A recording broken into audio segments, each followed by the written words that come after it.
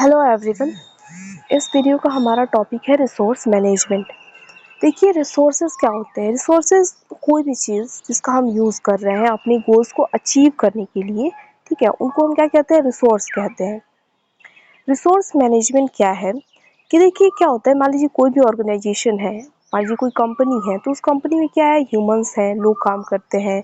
उस कंपनी में क्या है, इक्विपमेंट्स हैं, मशीन्स हैं, ये सारी चीज़ें क्या है, ये सब कुछ रिसोर्सेज हैं, ठीक। क्योंकि वो सब कुछ मिलकर ही तो क्या कर रहे हैं, अपने गोल को अचीव करने के लिए काम कर रहे हैं। तो उस कंपनी में जो कुछ भी मौजूद है जिसका यूज़ किया जा रहा है अपने गोल को अचीव करने के लिए, वो रिसोर्स होता है। बात करिए अगर रिसोर्स मैनेजमेंट की, तो रिसोर्स मैनेजमेंट सिंपली अगर हम कहें ना, तो रिसोर्सेज का एक इफेक्टिवली और इफ़िशिएंटली यूज़ करना, उनको एलोकेट करना अपनी गोल्स को अचीव करने के लिए, उसको हम क्या कहते हैं, रिसोर्स मैनेजमेंट कहते हैं। इफेक्टिवली और इफ़िशिएंटली यूज़ करने का क्या मतलब कि हम इफेक्टिव तरीके से उसका यूज़ करें। इफ़िशिएंटली मतलब फालतू का वेस्टेज ना हो रिसोर्सेज का, हमारा काम भी बढ़िया से हो जाए, इफेक्टिव तरीके से हो, उसकी जो क्या कहते हैं कुशलता है, जो उसकी परफॉर्मेंस है वो भी बढ़िया रहे। तो इसी रिसोर्सेज को इफेक्टिव और इफ़िशिएंट तरीके से एलोकेट करना मतलब डिस्ट्रीब्यूट करना अलग अलग जो भी इंडिविजुअल्स हैं उनके बीच में, और उनका यूज़ करना अपने अपने गोल्स को अचीव करने के लिए, इसको हम क्या कहते हैं, रिसोर्स मैनेजमेंट कहते हैं। देखिए यहाँ पे रिसोर्स मैनेजमेंट की डेफिनेशन लिखी हुई है कि resource management refers to the systematic process of planning, allocating and managing both human and non-human resources effectively and efficiently। Resource management क्या है, एक सिस्टमेटिक प्रोसेस है किसका, प्लानिंग का, एलोकेटिंग का और मैनेजिंग, जो भी ह्यूमन और नॉन ह्यूमन रिसोर्सेज हैं उनको क्या करना, उनका सिस्टमेटिक तरीके से प्लानिंग करना, उनको एलोकेट करना और मैनेज करना, ताकि इफ़िशिएंट और इफ़ेक्टिव तरीके से हम उसका यूटिलाइजेशन कर सकें। इसी चीज़ को हम रिसोर्स मैनेजमेंट कहते हैं। एलोकेट करना, एलोकेटिंग मतलब क्या होता है, सिंपली डिस्ट्रीब्यूट करना, ठीक। अ, 4 टॉफ़ी है, उनको क्या करना है, 2 लोगों के बीच में, 4 लोगों के बीच में उसको डिस्ट्रीब्यूट करना है, तो हम उसको क्या कहेंगे, एलोकेट करना। तो रिसोर्सेज़ को एलोकेट करने का क्या मतलब है कि मान लीजिए ये कोई ऑर्गेनाइजेशन है, ऑर्गेनाइजेशन में, कंपनी में कोई 100 लोग काम कर रहे हैं, यहाँ पे मशीन्स हैं, तो सबको क्या किया जाएगा, एक पर्टिकुलर अमाउंट में रिसोर्स दिया गया होगा। मान लीजिए 100 लोग हैं तो उनको कंप्यूटर दिया होगा उस कंप्यूटर पर काम करने के लिए, तो वो कंप्यूटर क्या उनका एक रिसोर्स है। तो सिंपली समझने के लिए क्या था, एलोकेट कहने का क्या मतलब है कि हम बढ़िया तरीके से सबको प्रॉपर अमाउंट में रिसोर्सेज प्रदान करें कि उससे वेस्टेज ना हो रिसोर्सेज का। तो ये रिसोर्स मैनेजमेंट होता है।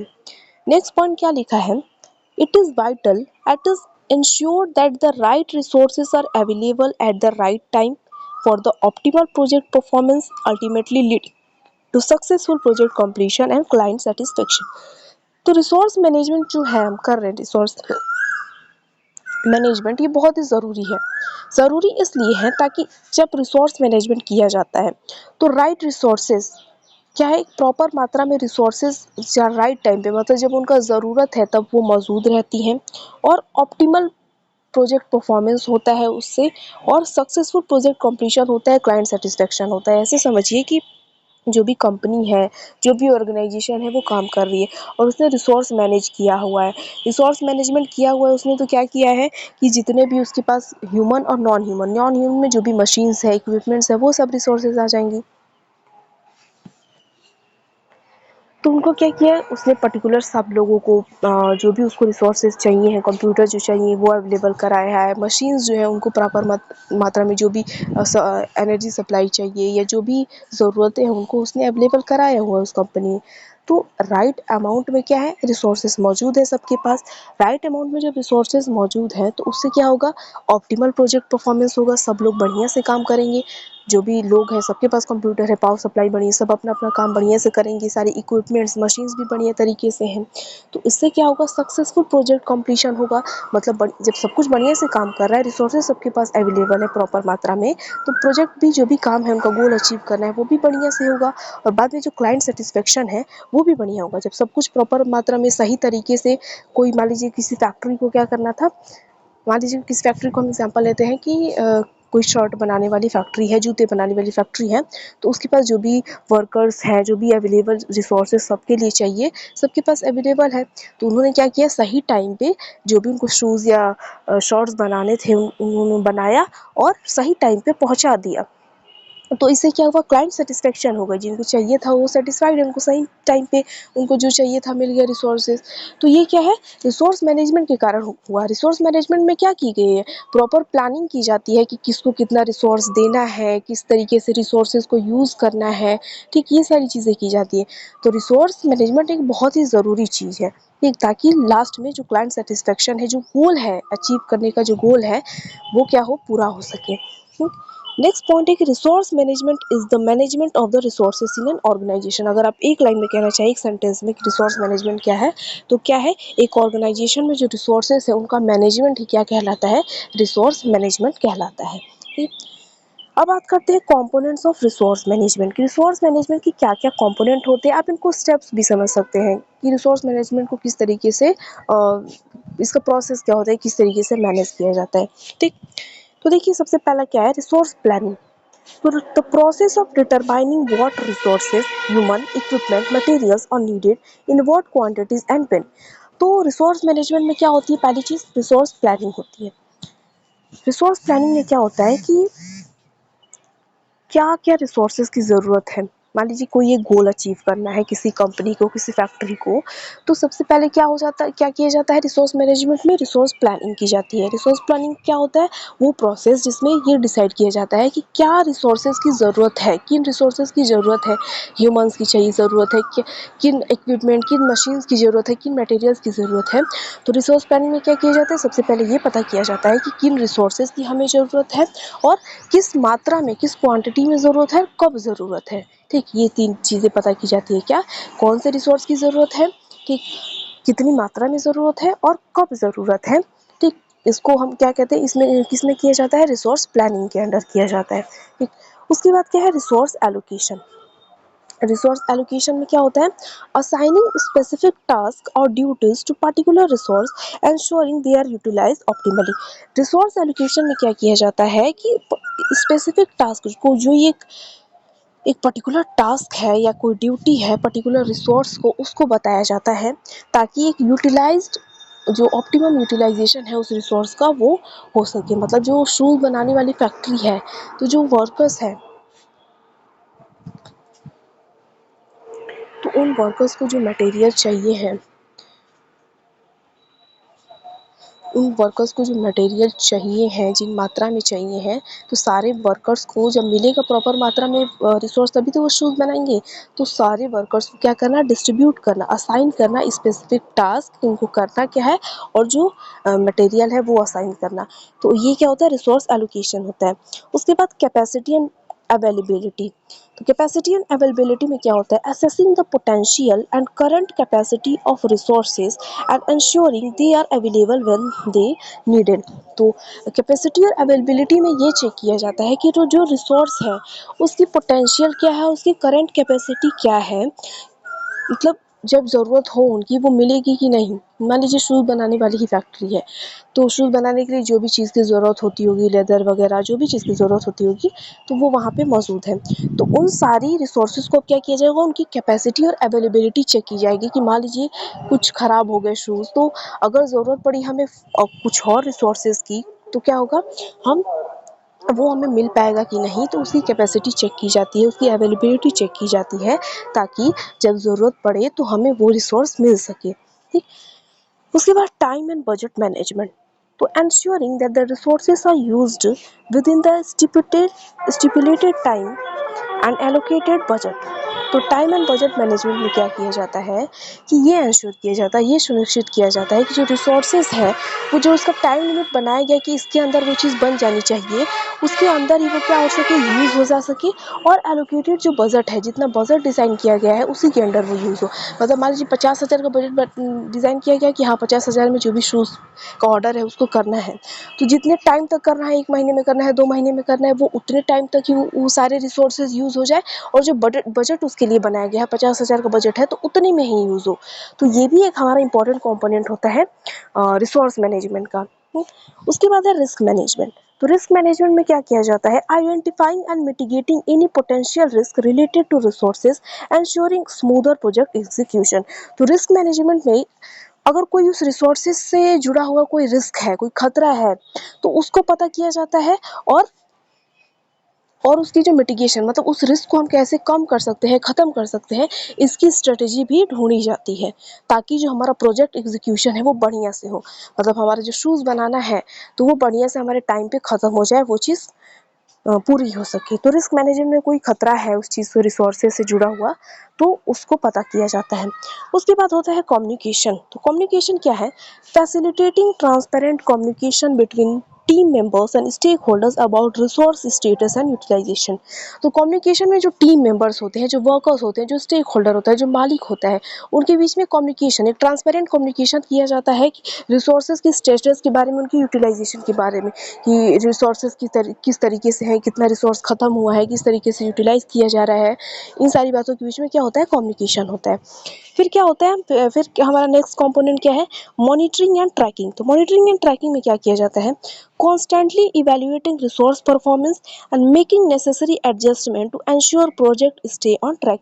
तो मॉनिटरिंग और ट्रैकिंग में क्या किया जाता है, मॉनिटरिंग कॉन्स्टेंटली एकदम लगातार इवेल्युएट किया जाता है उस रिसोर्स की परफॉर्मेंस को, और जो भी नेसेसरी एडजस्टमेंट है, ज़रूरी है करने के लिए, उसको किया जाता है, ताकि जो प्रोजेक्ट है वो ट्रैक पे क्या हो सके, चलता रहे, बढ़िया से चलता रहे। तो ये सारे कुछ कंपोनेंट्स हैं हमारे किसके, रिसोर्स मैनेजमेंट के। तो हम नेक्स्ट डिस्कस करते हैं types of resource management. Resource management के कुछ टाइप, तो देखिए हमारे पास कितने तरह के रिसोर्सेज हैं, ठीक है, दुनिया भर में रिसोर्सेज ही तो हैं। तो सबको जो भी उनका मैनेज करने का चीज़ है, तो वो रिसोर्स मैनेजमेंट है। तो रिसोर्स मैनेजमेंट करने का मतलब बहुत तरीके के हो सकते हैं। वो इंडस्ट्रीज पे डिपेंड करता है, नीड पे डिपेंड करता है कि हम किस तरीके का काम निकलवा रहे हैं उस रिसोर्स से, तो उस तरीके का वो रिसोर्स मैनेजमेंट हो जाएगा। कई तरह के रिसोर्स मैनेजमेंट है यहाँ पे, तो हमारे कुछ डिस्कस करेंगे हम। जैसे ह्यूमन रिसोर्स मैनेजमेंट है, तो ह्यूमन रिसोर्स है मतलब ह्यूमन से रिलेटेड है।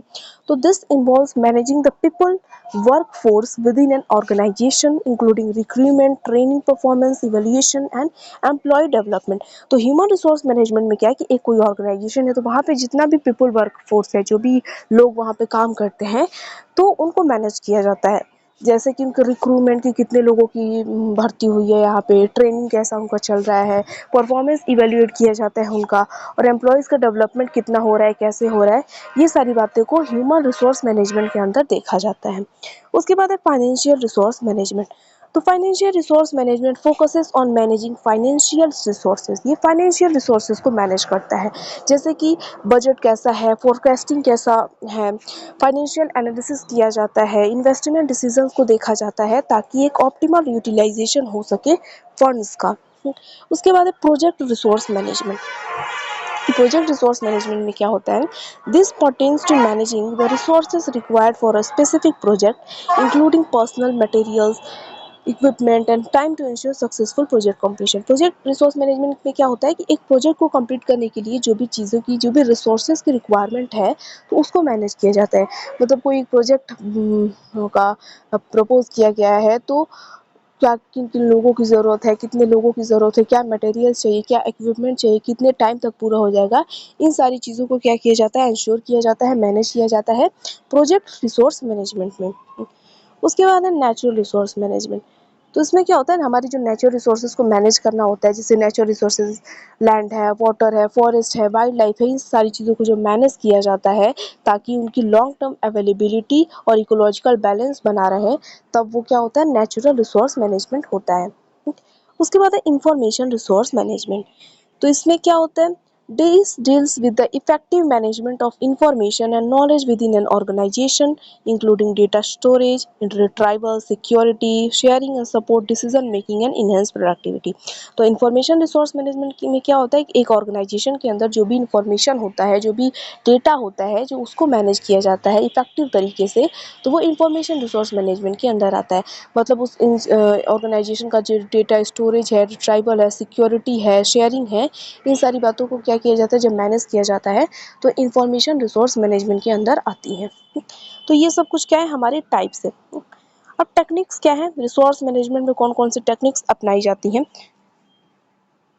तो देखिए रिसोर्स एलोकेशन में क्या होता है, तो resource allocation is the process of distributing resources to different task और project based on their priority and availability.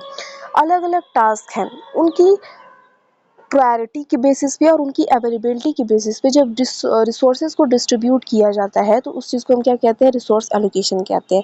हमारे पास 5 प्रोजेक्ट हैं, ठीक है, 4 प्रोजेक्ट है हमारे पास, ठीक।